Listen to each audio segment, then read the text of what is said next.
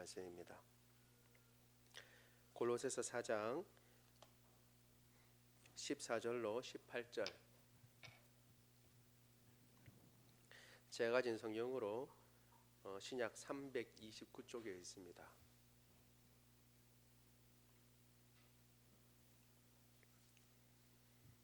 골로새서 4장 14절로 18절까지의 말씀을 교독합니다. 제가 먼저 4장 14절을 읽습니다.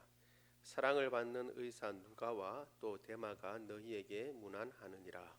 라오디게아에 있는 형제들과 눈바와 그 여자의 집에 있는 교회에 문안하고, 이 편지를 너희에게서 읽은 후에 라오디게아인의 교회에서도 읽게 하고, 또 라오디게아로부터 오는 편지를 너희도 읽으라. 아키포에게 이르기를 주 안에서 받은 직분을 삼가 이루라고 하라. 같이 읽습니다. 나 바울은 친필로 문안하노니 내가 매인 것을 생각하라. 은혜가 너희에게 있을지어다. 아멘. 골로새 교회가 교회에 편지를 보내면서 바울이 중요한 이야기를 하고 권면도 했습니다. 그리고 난 뒤에 이제 마지막으로 인사를 하는데 인사를 하면서 언급한 사람들이 바울과 같이 했던 일행이었고, 바울은 절대 혼자서 사역을 한 사람이 아니었다라고 했습니다. 사실 성격을 보면 바울은 혼자 일할 그런 스타일의 사람입니다.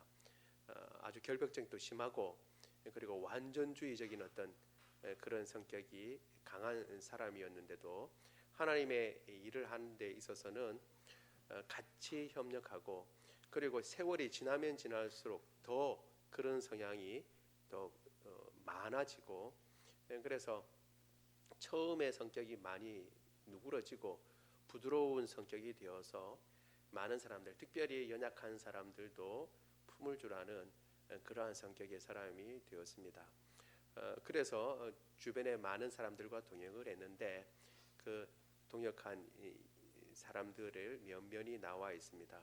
그 사람들을 보면 세 부류로 나눈다고 그랬습니다. 첫 번째는 같이 있다가 이제 골로새 교회로 편지를 가지고 파송이 될 사람들을 언급하고, 또 이제 골로새 교회는 가지 않지만 바울과 같이 있으면서 지금 교제를 나누는 사람들이 문안하고 있다는 것을 언급하고, 그리고 세 번째는 여기에 있지 아니하고 그쪽에 있으면서 바울이 문안해야 할 사람들에 대해서 언급하고 있습니다.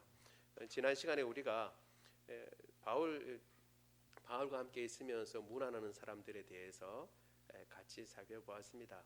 그 부류는 세 부류가 있었는데, 첫 번째 부류는 바울의 위로가 되는 사람이고 위안이 되는 사람들이었는데, 그 사람들이 면면이 그렇게 드러난 사람들이 아니었습니다.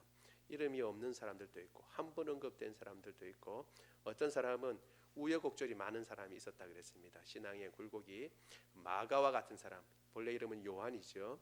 같은 사람은 뼈대 있는, 우리가 그렇게 말하는 뼈대 있는 믿음의 가문에 속한 사람이었음에도 불구하고 한번 큰 책임 가운데 끝까지 임무를 완수하지 못하고 도중에 포기하고 돌아간 사람이었지만, 그래서 그 때문에 바울과 바나바가 같이 선교 여행을 하다가도 사이가 벌어질 정도로 그렇게 화두가 된 사람이었지만, 나중에는 바울조차도 인정하고 바울뿐만 아니라 베드로도 인정하고, 그래서 여러 초대 교회에 쓸모 있는 유능한 사람이 되었다라고 하는 마가를 살펴보았습니다. 그래서 우리가 혹 믿음의 삶을 살아갈 때에 내가 예전에 어떻게 했는데 라고 하는 것이 지금의 믿음의 삶을 보장해 주는 것도 아닐 뿐만 아니라, 혹 지금 내가 잘못하고 혹 실수한다 할지라도 다시 일어설 수 있는 기회가 항상 있다는 사실을 기억하고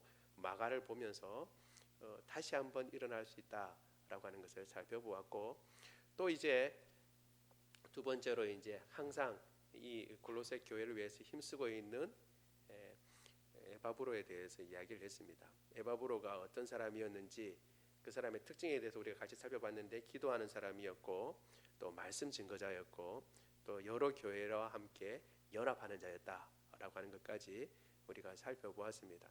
이렇게 하면서 일들을 맡은 일들을 감당하였기 때문에 바울이 그의 모든 사역을 원활하게 잘 감당할 수 있었던 것입니다.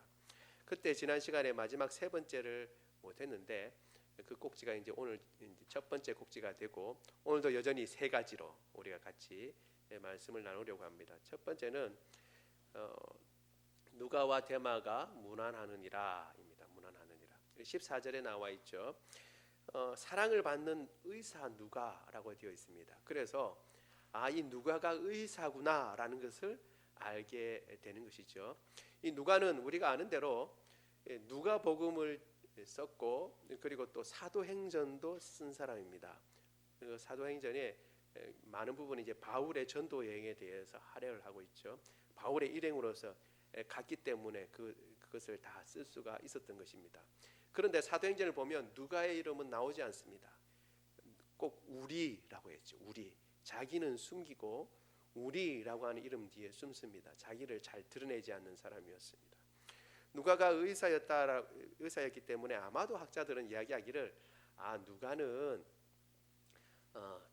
이 바울과 함께 있으면서 바울의 주치의 역할을 하지 아니하였을까? 바울이 건강이 별로 좋지 않으니까 그 역할을 하지 아니하였을까? 이렇게 생각합니다. 여러분 이런 것들을 염두에 볼 때에 이 누가가 참 귀합니다. 어떤 점에서 귀하냐면 다른 한 전승에 의하면 누가는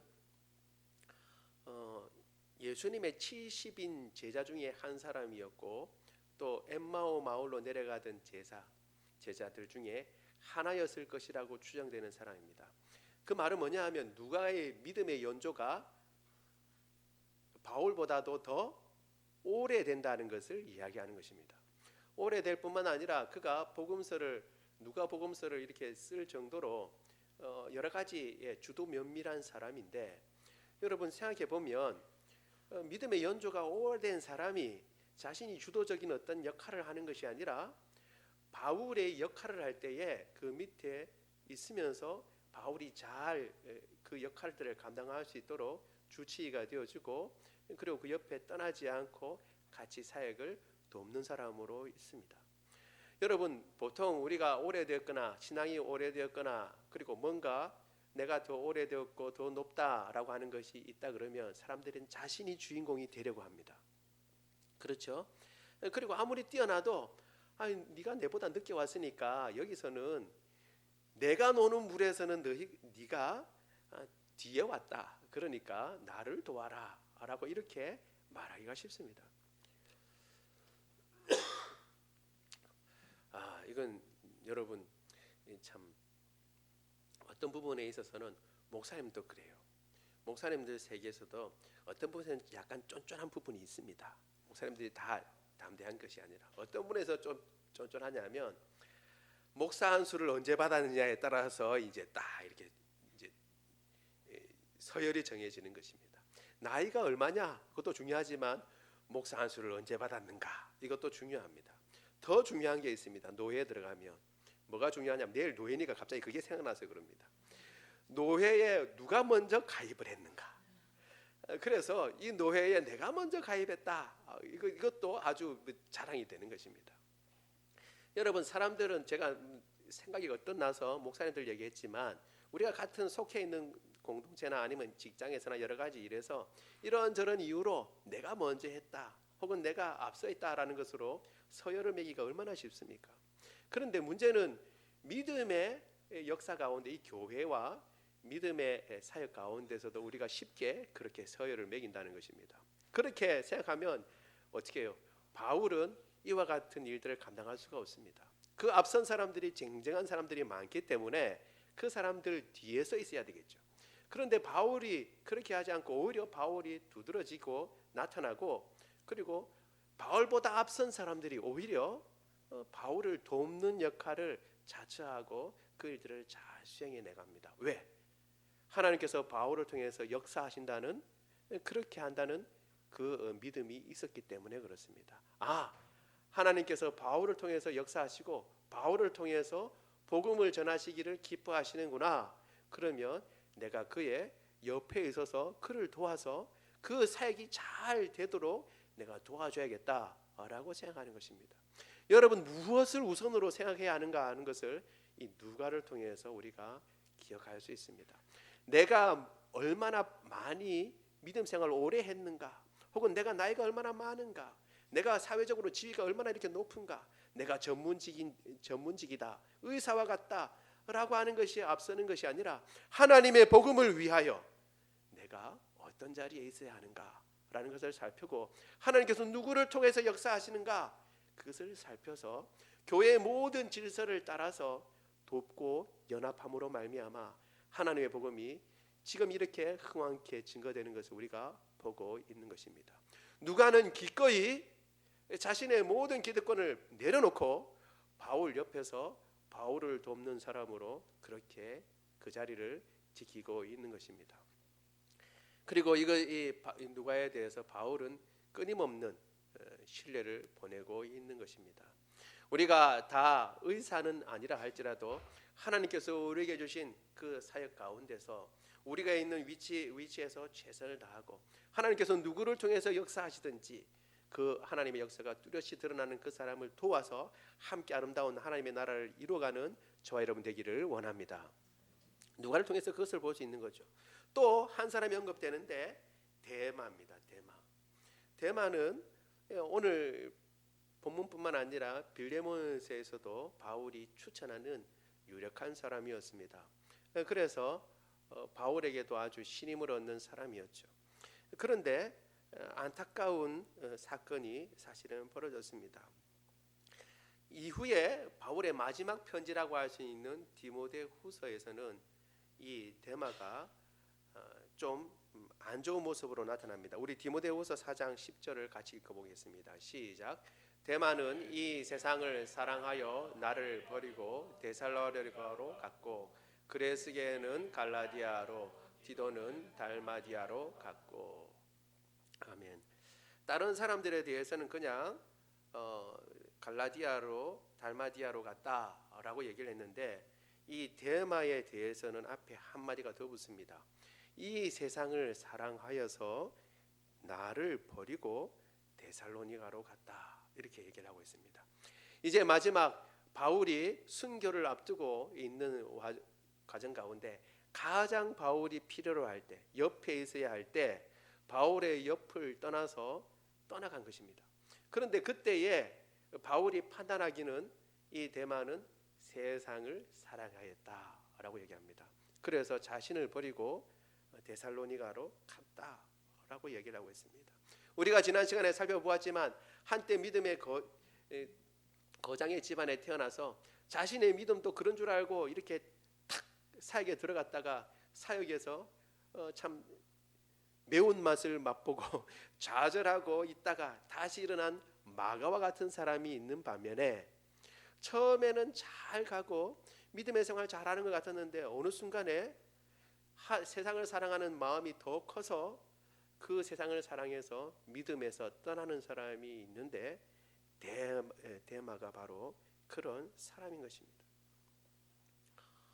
여러분, 우리가 어떤 자리에 있어야 할지, 누가와 같은 사람도 있고 데마와 같은 사람도 있는 것입니다. 성경은 이것을 그냥 포장해서 보여주는 것이 아니라 있는 그대로를 보여줍니다. 우리가 믿음 생활 잘하는 것 같다가도 또 어느 순간인가 믿음을 저버릴 수 있습니다. 그때에 그 마음 상태가 뭐냐 하면 세상을 사랑했기 때문인 것입니다. 결국 하나님을 사랑하느냐 세상을 사랑하느냐, 이 싸움 가운데 우리는 항상 있는 것입니다. 지금 하나님을 사랑한다고 항상 하나님을 더 사랑한다고 보장할 수 없는 것입니다. 항상 우리의 마음을 하나님께로 향해 있지 않으면 우리도 데마와 같은 선택을 할 수밖에 없는 연약한 사람이라는 것을 우리가 인정하고, 항상 우리 자신을 하나님 앞에 메어 놓고 하나님을 더 사랑하도록 애쓰고 노력해야 할 줄로 믿습니다. 그런데 하나님께서는 희한하다기보다도 하나님의 그 섭리는 묘하죠. 데마는 후에 버리고 떠나갈 사람이었지만 지금 이 순간 바울과 함께 있으면서 바울에게 힘주고, 그리고 바울을 새롭게 일어나는데 한 역할을 감당하게 하시는 것입니다. 우리가 어디에 있든지 현재 지금 있는 사람들을 귀히 여겨야 하는 이유가 바로 여기에 있는 것입니다. 비록 그 사람이 다음에 어떤 순간 선택을 하고 어떻게 변할지 우리는 다 모릅니다. 다만 우리가 그렇기 때문에 더 같이 있는 동안에 더 힘을 합하여 서로 연합하기를 애쓰고 서로 살피기를 애쓰고 믿음의 공동체로 함께 나가기를 애쓰고 더욱 살펴줘야 하는 것입니다. 그와 동시에 지금 함께 있는 사람들이 얼마나 귀하고 아름다운 것인가 라는 것을 우리가 기억하고 이 사람들을 더 사랑하고 더 아끼고 그리고 이미 우리가 살펴본 것처럼 사랑하고 용납하고 그리고 품어야 한다는 것을 우리가 이 구절에서 생각해 볼 수 있는 것입니다.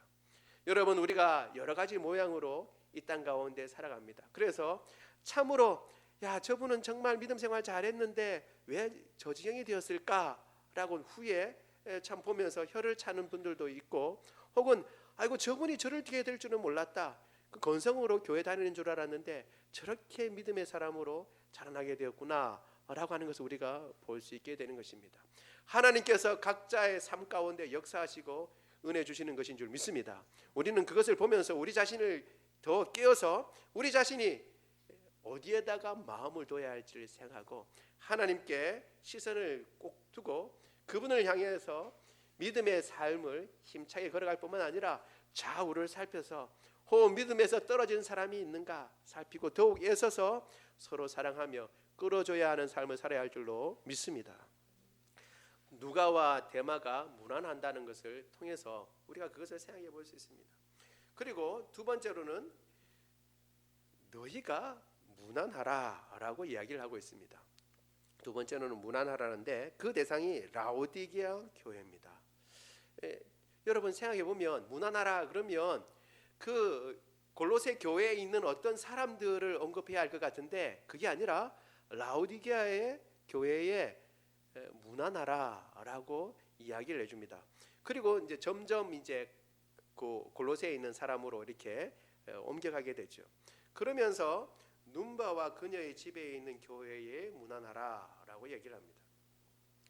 이 눈바도 어떤 사람인지 알 수 없습니다. 한 가지 알 수 있는 것은 이 눈바라는 여인도 그 가정을 오픈해서 지금 교회로 모이고 있다라고 하는 것을 우리는 알 수가 있는 것입니다. 라오디게아는 언급되었는데 히에라볼리도 가까이 있다고 그랬잖아요. 그렇죠? 히에라볼리는 언급이 없다라는 것을 통해서 아마도 히에라볼리는 아직 교회가 성립되지 못했거나 믿음의 사람이 없었을 것이다라고 우리가 생각해 볼 수 있습니다. 아무튼 이 라오디게아를 언급하면서 지금 이야기하고 있는 것이 뭐냐면 눈바에 대해서 언급하고 있다는 것을 우리가 주목해야 합니다. 왜냐하면 여인이라는 것 때문입니다. 여러분 당시에는 여인이 그렇게 큰 역할을 하지 못한다고 생각했고 여자는 수에도 채우지도 않았던 그런 시대였습니다. 그런데 지금 하나님의 교회에서는 의외로 이 여인들의 큰 역할을 하고 있다는 것입니다. 예수님께서 실제로 사역을 하실 때에 성경을 이렇게 복음서를 자세히 보면 예수님께서 물론 오병이어의 기적도 일으키셔서 물질을 언제든지 필요할 때 공급하실 수 있는 분이지만 그렇게 하지 않으셨어요. 매번 오병이어의 기적을 일으키지 않으셨어요. 그게 남는 떡 한번 다 모아봐라. 그게 중량으로 얼마 되냐? 얼마 됩니다. 그러면 그거 좀 가서 팔아다가 그리고 다음에 돈으로 좀 비축해 두었다가 나중에 우리 여행 갈 때 여행 비용으로 쓰자. 예수님이 이렇게 하지 않으셨어요. 그러면 비용을 다 누가 댔느냐? 보면 그 여인들이 따라옵니다. 복음서에선 잘 안 상세 세밀하게 읽어봐야만 나오지만 우리가 아는 대로 세베대의 아들들 그 어머니가 나오잖아요. 그 어머니가 나온다는 것은 그 어머니도 계속 따라다녔다는 것입니다. 그 할 때 주도적으로 나타나는 것은 제자들이었지만 여인들이 따라다녔던 것입니다. 세베대는 그때 부를 때 야고보와 요한을 부를 때 아버지와 일하는 일꾼들이 같이 있었습니다. 그러니까 일꾼들을 부릴 정도로 부자였던 것이죠. 야고보와 요한의 집이 부자였던 것입니다. 그러니까 그것을 같이 따라다니면서 공개를 했습니다. 예수님께서 나는 머리 둘 곳 없다 그러니까 여러분 막 비참하고 거지처럼 사신 것 같지만 그렇지가 않습니다. 예수님의 속옷을 어떻게 군병들이 나누려고 그랬잖아요. 여러분 속옷을 왜 나눕니까? 속옷을 여러분 누가 그것을 가지려고 합니까? 그 속옷이 귀한 것입니다. 통으로 짠 것이다. 이렇게 성경에 나와 있습니다. 그것은 귀하다라는 것입니다. 그러니까 그런 모든 것들을 물질을 공개할 때에 주변의 사람들이 예수님을 그 사역을 할 수 있도록 공개했는데 특히 누가 했냐면 여인들이 그렇게 했던 것입니다. 그리고 초대교회의 많은 시작들은 여인들의 헌신이 아주 컸습니다. 우리 지난 시간에 살펴보았죠. 마가도 그 어머니 마리아가 어떻게 해요? 처음 초대교회에 사람들이 모일 때 집을 오픈해서 거기서 집을 열어서 거기서 예배 드릴 수 있도록 모임 장소로 썼다고 그랬습니다. 뿐만 아니라 빌립보 교회도 그랬어요. 빌립보 교회도 자주장사인 루디아라고 하는 사람을 통해서 교회가 세워졌을 뿐만 아니라 그녀의 집에서 교회가 시작되었습니다. 우리 같이 읽어볼게요. 사도행전 16장 14절과 40절입니다. 시작. 두아디라시에 있는 자주옷감 장사로서 하나님을 섬기는 루디아라 하는 여자가 말을 듣고 있을 때에 주께서 그 마음을 열어 바울의 말을 따르게 하신지라. 두 사람이 옥에서 나와 루디아의 집에 들어가서 형제들을 만나보고 위로하고 가니라. 아멘. 빌립보에 있다가 사실은 감옥에 투옥되잖아요. 바울과 실라 감옥에 투옥되다가 나중에 옥에서 나와서 루디아의 집으로 갑니다. 그때 형제들이 있다라는 것으로 봐서 여기 루디아의 집에서 모였다라는 것을 알 수가 있습니다. 여러분, 그리고 오늘 이 라오디게아에서 자기 집을 모임 장소로 내놓은 눈바라고 하는 여인에 대해서 언급하고 있는 것입니다. 여러분, 당시 여인들을 누가 기억했겠습니까? 사람들은 기억하지 못합니다. 여러분, 오늘 우리가 자세히 읽어봐서 그렇지 눈바라는 이름을 누가 기억하겠습니까? 그렇죠? 우리가 성경을 읽다 보면 그냥 휙휙 지나가는 이름들이 있습니다. 발음하기도 어려운데 기억할 수가 어떻게 있겠어요? 우리하고 틀리니까 그냥 휙휙 지나가지만 여러분, 성경에 기록됐다는 사실을 여러분 기억하시기 바랍니다. 무슨 말씀이냐 하면 잊지 않는다는 거예요. 잊지 않는다는 것입니다. 여인들이 헌신했습니다. 아이고 뭐 그 여인들 뭐 사람의 수에도 들지 않는 여인들 뭐 헌신했겠지, 그걸로 끝나는 것이 아닙니다. 그래서 그 헌신으로 되어서 교회가 일어나서 나중에는 역사가 지나고 난 뒤에는 그 처음에 헌신한 사람들의 이름은 지워질 수도 있습니다. 사람들이 기억하지 못할 수 있습니다. 그러나 이 성경에 기록됐다고 하는 것, 무난하라고 지금 바울이 언급함으로 말미암아 이렇게 나와 있는 것들을 통해서 우리에게 보여주는 것은 하나님은 잊지 아니하신다라는 것입니다. 여러분, 여인들뿐만 아니라 여인들로 대표되는 모든, 어떻게 보면 세상에서는 인정하지 못하는 사람들이 교회에서 큰 헌신을 할 때가 있습니다.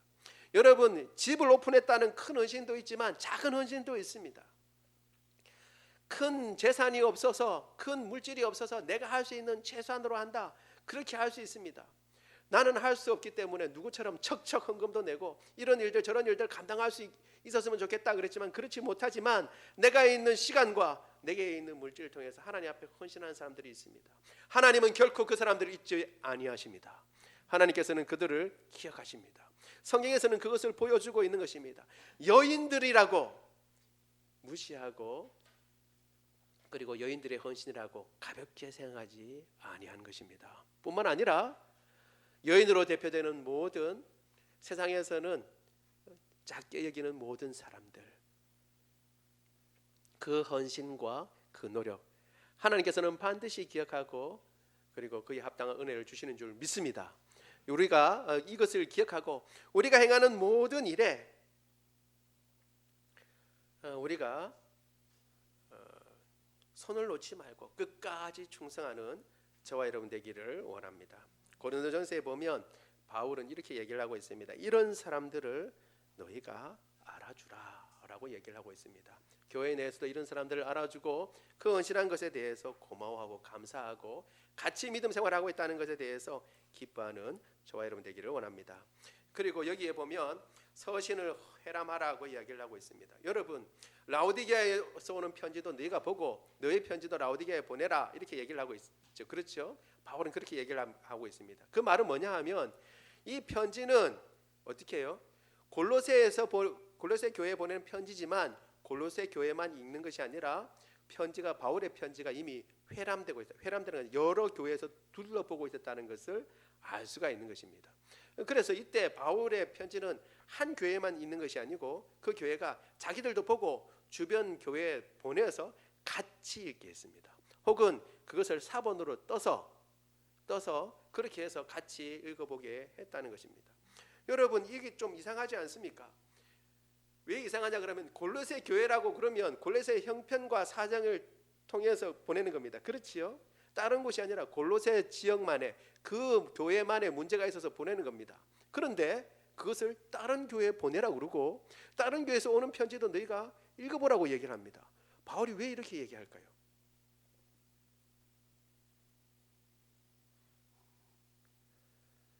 여러분, 우리가 이렇게 생각해야 됩니다.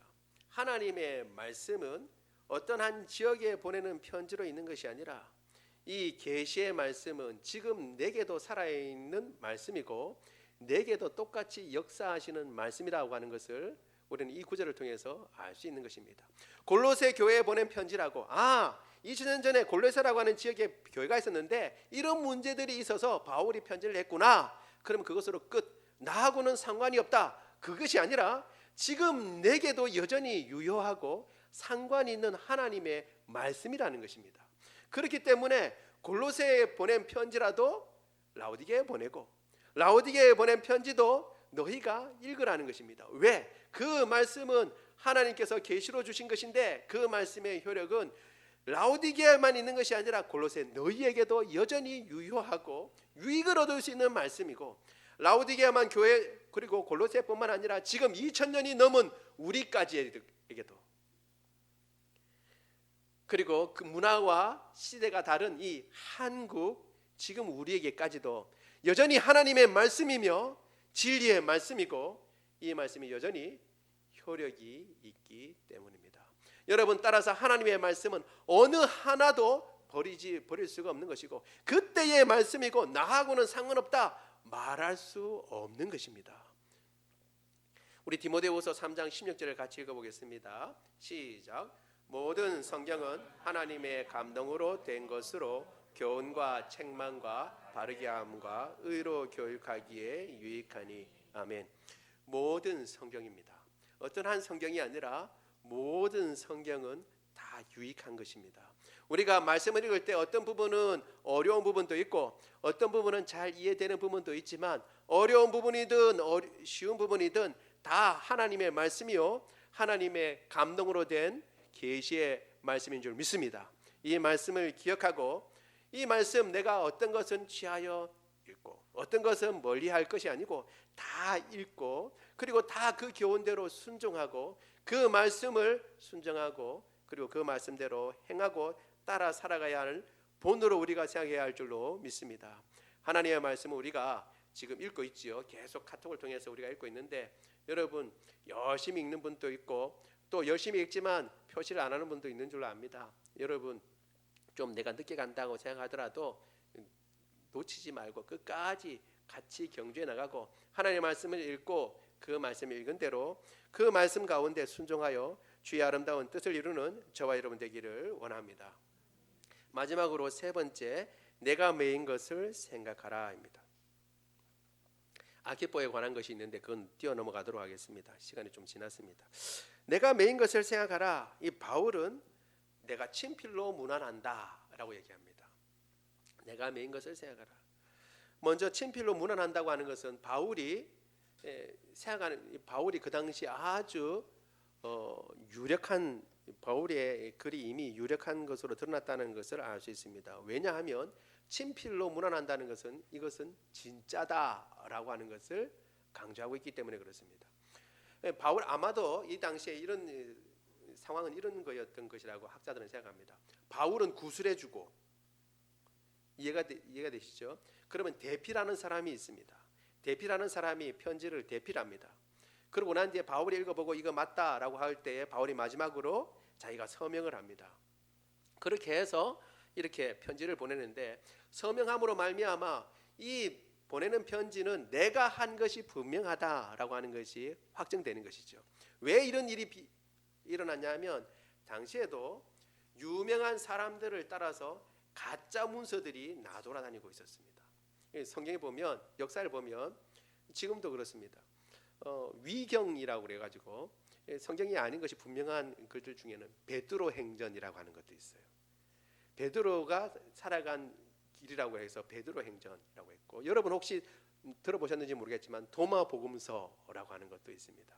그러니까 유명한 사람 도마라든가, 그러니까 베드로라고 하는 이름을 빌려다가 어떻게 해요? 자기가 쓰고 싶은 거를 쓴 사람들이 있는 거죠. 위서입니다. 위서. 그런데 그런 것들이 이제 바울의 이름으로도 돌아다녔던 것 같아요. 그래서 바울은 자기의 내가 이거 분명히 내가 쓴 것이 맞다라고 하는 것을 확증하기 위해서 이 친필로 썼습니다. 그러니까 이 말씀이 분명하고 확실하다는 것입니다. 여러분, 이 말씀은 분명하고 확실하게 바울을 통하여 하나님께서 우리에게 주시는 말씀인 줄 믿습니다. 흔들리지 말고 이 말씀대로 우리가 지켜 행해야 하는 것입니다. 뿐만 아니라 내가 사인한다라고 하는 것은 뭐냐 하면 사랑을 담고 있는 것입니다. 내가 정말 너희를 사랑한다. 이 사랑의 모든 편지가 참되게 나의 마음을 그대로 드러낸 것이다 라고 이야기를 해주고 있는 것입니다.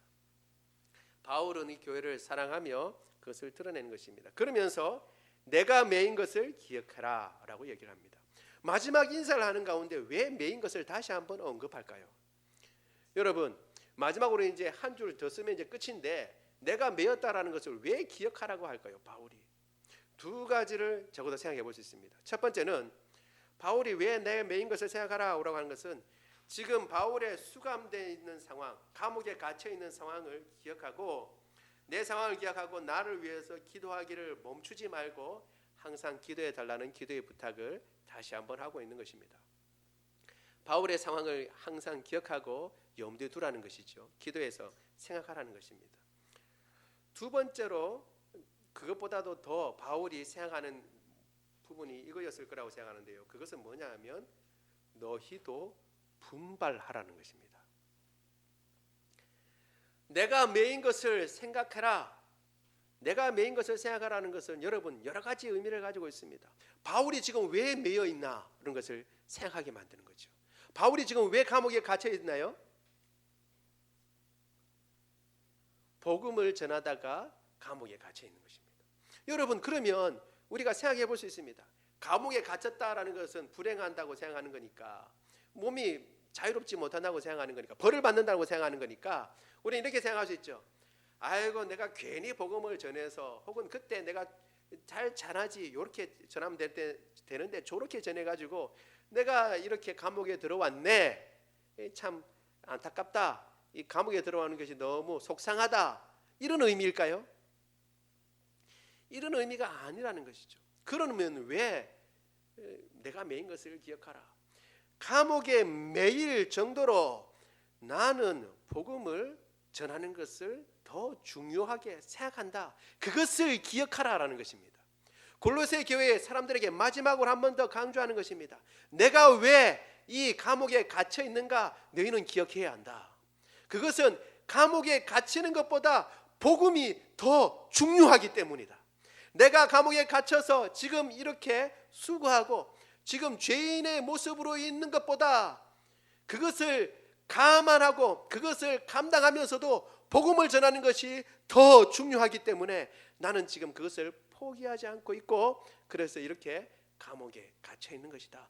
그러니 너희도 골로새 교회 성도들 너희들도 복음을 생각하고 내가 갇혀 있는 것처럼 너희도 그 어떤 어려움과 어떤 역경도 마다하지 아니하고 이 복음을 가장 중요한 것으로 생각하고 복음을 쫓아 살아가라라고 지금 강조하고 있는 것입니다.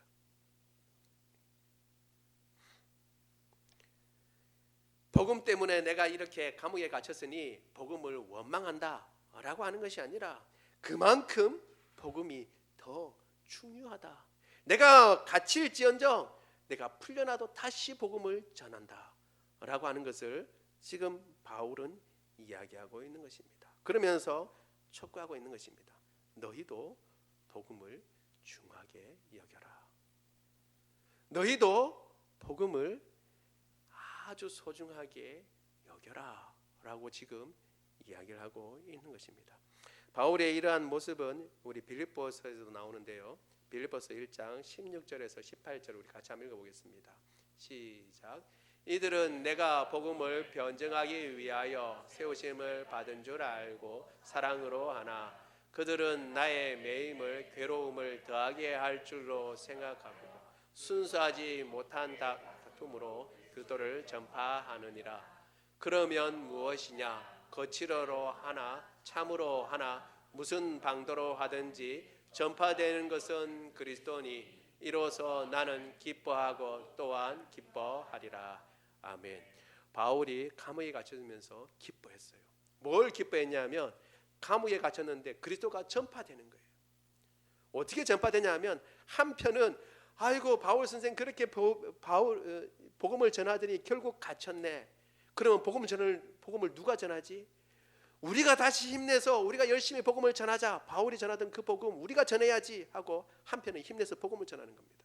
근데 반대편에서는 아이고 바울 그 꼴 보기도 싫었는데 그 드디어 이제 갇혔네. 이제 그러면 바울은 복음을 못 전하겠지. 이 기회에 바울은 복음을 못 전하니까 우리가 더 힘써 증거해서 바울을 괴롭게 해야겠다. 바울이 지금 복음을 그렇게 전하고 싶어하는 복음을 못 전하니까 얼마나 속상할까. 우리가 더 전해야지 하고 안 좋은 뜻으로 복음을 전하는 사람이 있었던 것입니다. 그런데 바울은 앉아서 이런 모양으로도 그리스도가 전파되고 저런 모양으로도 그리스도가 전파되니까 나는 기쁘다. 그리스도가 전파되는 건 나는 기뻐한다 라고 지금 이야기하고 있는 것입니다. 여러분, 바울은 복음의 사람이었습니다. 그래서 매이는 것도 마다하지 아니했습니다. 여러분, 우리도 복음의 사람이 되어야 할 줄로 믿습니다. 이래 가지고는 복음의 사람이 되기가 힘들어요. 아멘. 이래 가지고는 안 되고 강력하게 이야기합니다. 우리도 복음의 사람이 되어야 할 줄로 믿습니다. 그래야 합니다. 우리가 살아남 축제를 앞두고 더 마음을 새롭게 하고 복음을 전해야겠다는 마음을 다시 한번 가다듬어야 됩니다. 이것은 전해도 되고 안 전해도 되는 것이 아니라 우리에게 주어진 사명인 것입니다. 바울은 매이는 것조차도 부끄러워하지 아니하고 기뻐하고 힘썼던 것이 복음 전하는 것입니다. 우리가 이 일을 행하는 것에 다시 한번 마음을 다하고 살아남 축제가 앞에 있으면서 우리 다시 한번 마음을 다잡고 주님 앞에 힘써 복음을 전하겠다고 다짐하고 주의를 살피고 또 없다 하더라도 주변에 많은 사람들에게 주님께서 만나게 해주시는 사람, 여러분 그 사람 만나게 해주셨을 때 여러분 이런 생각을 가져야 됩니다. 저 사람 만나게 해주셨을 때 혹 저 사람이 구원받는데 나를 통해서 하나님께서 구원하실는지 어떻게 알겠느냐, 이런 생각을 해야 됩니다. 어떤 사람이 나하고 친하게 됐어요. 그럼 저 사람이 왜 갑자기 나하고 친하게 되었을까? 나한테 친절을 베풀어요. 왜 친절을 베풀까? 혹은 내가 어떤 사람에게 마음을 가고 그 사람에게 친절을 계속 베풀고 있어요. 왜 그렇게 될까? 하나님께서 은혜를 주셔서 나를 통해서 그 사람에게 복음을 전하라고 복음의 통로로 나를 사용하시고자 그런 환경과 여건을 마련해 주셨는지 누가 알겠냐는 것입니다. 따라서 우리가 힘 있는 대로 귀 있는 대로 힘써 복음을 전하고 복음의 사람이 되어야 할 줄로 믿습니다. 마지막으로 은혜가 너에게 있을지어다 라고 해서 마칩니다. 이것은 아주 의미심장한 것인데 골로새서가 은혜로 시작해서 은혜로 마치기 때문에 그렇습니다. 우리 골로새서 1장 2절 같이 한번 읽어보겠습니다. 시작. 골로새에 있는 성도들 곧 그리스도 안에서 신실한 형제들에게 편지하노니 우리 아버지 하나님으로부터 은혜와 평강이 너에게 있을지어다. 아멘. 편지 처음에도 은혜와 평강으로 시작했죠. 이 은혜는 바울이 줄 수 있는 게 아닙니다. 은혜가 너에게 있을지어다 라고 해서 바울이 은혜를 준다는 게 아니에요. 여기 오늘 본 것처럼 본문에처럼 아버지 하나님께로부터 은혜와 평강이 임하는 줄로 믿습니다. 그러면서 바울이 은혜가 너에게 있을지어다 라고 다시 한번 강조하는 것은 이 모든 것 하나님의 은혜가 아니고는 감당할 수 없고 이루어질 수 없다는 것을 다시 한번 강조하는 것입니다. 우리는 은혜로 시작해서 은혜로 마치는 사람들입니다. 우리는 은혜가 없으면 살 수가 없습니다. 바울이 지금 말한 모든 가르침, 권면, 그리고 문안까지도 소개하는 모든 사람들까지도 하나님의 은혜가 있어야 가능한 것이지 하나님의 은혜가 없으면 감당할 수 없는 것입니다. 그래서 우리가 기도하는 것입니다. 하나님의 은혜가 아니고는 감당할 수 없기 때문에 내가 이렇게 해야지, 내가 저렇게 해야지, 내가 바울처럼 복음의 사람이 되어야겠다, 나도 열심히 복음을 전해야지 라고 하는 마음의 다짐으로만 되지 않습니다. 하나님의 은혜가 부어져야만 그 일을 감당하게 될 줄로 믿습니다. 바울은 그걸 알기 때문에 은혜가 있기를 다시 한번 구하고 있는 것입니다. 우리도 지금 새벽 기도를 특별히 열어서 같이 기도하고자 하는 이유가 바로 여기에 있는 것입니다. 하나님의 은혜가 아니고는 우리가 감당할 수 없습니다. 한 사람의 생명이 새롭게 잉태되는 것입니다. 어떻게 우리가 감당할 수 있습니까? 하나님의 은혜가 되지 아니하고는, 임하지 아니하고는 안 되는 것입니다. 우리가 기억하고 이 모든 일, 복음을 전하는 일뿐만 아니라 우리의 모든 믿음의 사역에 있어서 하나님의 은혜를 항시 기억하고 주님 앞에 기도하고 간구하며 그 은혜로 말미암아 주님 우리에게 주신 사명 감당하고 주님께서 우리에게 말씀하신 그 명령 준행하여 주의 뜻을 이루는 저와 여러분 되기를 원합니다. 우리 말씀을 생각하며 같이 기도하도록 하겠습니다.